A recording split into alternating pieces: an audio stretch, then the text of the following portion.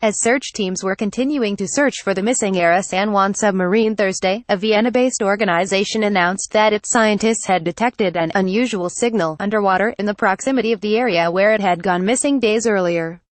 The Vienna-based Comprehensive Nuclear Test Ban Treaty Organization usually focuses on monitoring possible violations of a treaty, which has 183 member states and was negotiated in the 1990s.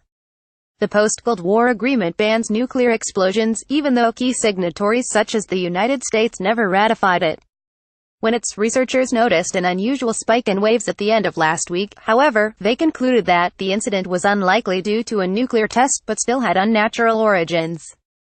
The waves were registered only hours after the Argentine submarine disappeared and could be tracked back to the area where the missing crew had last sent a communication. It could be consistent with an explosion, but there is no certainty about this, Mario Zampoli, a hydroacoustic engineer with the International Nuclear Test Ban body, told Reuters on Thursday. Since 1996, the international body, with its staff of more than 260 employees and an annual budget of about $130 million, has established a network of 15 certified monitoring stations and certified about 300 more, which are operated externally.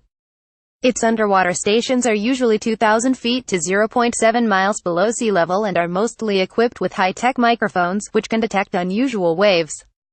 Thursday's announcement was based on signals detected by two of those monitoring points. The first station recorded the initial signal in the Atlantic Ocean, whereas the second station in the Indian Ocean was believed to have registered an echo much farther away from the point of origin. An undated photo made available by the Argentine Navy November 17 shows the submarine ARA San Juan. Argentine Navy European press photo agency FRX shuttershock sound waves from explosions or similar events can travel thousands of miles through the ocean. Due to the efficient transmission of through water, even comparatively small signals are readily detectable at very long distances. Thus, 11 stations are sufficient to monitor the Earth's big oceans, with emphasis on the southern hemisphere, which is largely dominated by water, the scientists wrote on their website in a general description of their work.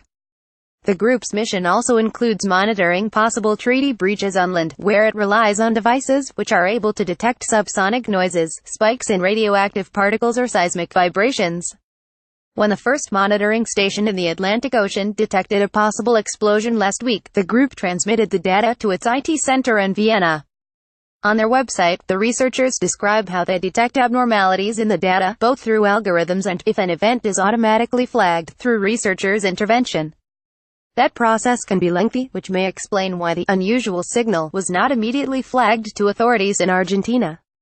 Although Argentine authorities later described the signal as an explosion, the Vienna-based researchers' statement and a broader explanation of their work indicates that such an assessment may not be reliable, based on the data that can be collected from underwater microphones.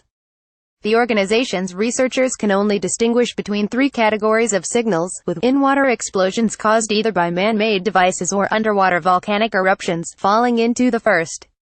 Earthquakes produce the second distinguishable, whereas noise signals from a wide range of physical sources such as iceberg-generated noise, airgun surveys and whale, belong into a third category.